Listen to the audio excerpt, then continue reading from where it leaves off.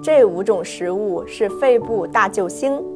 大家好，我是杨双，您的专属营养师。非常时期，保护肺部健康尤为重要。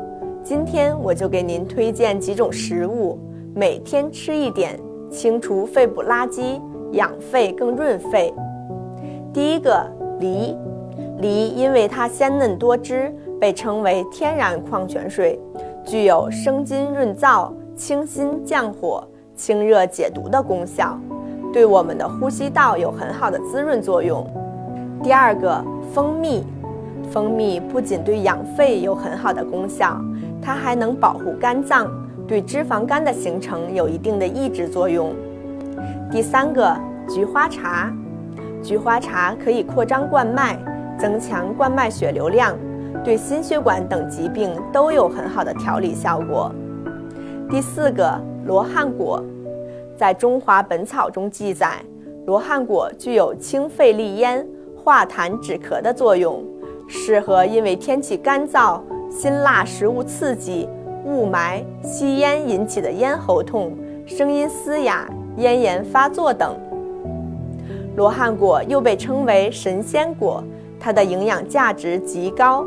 现代医学也证明，罗汉果对支气管炎、高血压等疾病都有很好的防治作用。第五个，胖大海。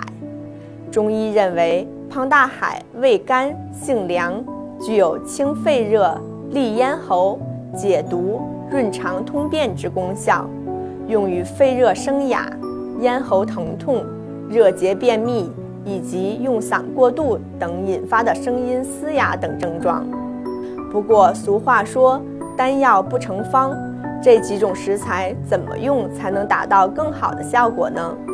本草纲目中有一个清肺润肺的食疗方，那就是用胖大海同罗汉果、枇杷叶、菊花、甘草等食材一起搭配，制成罗汉果胖大海茶，每天泡水喝1杯，清肺润肺，利咽排毒。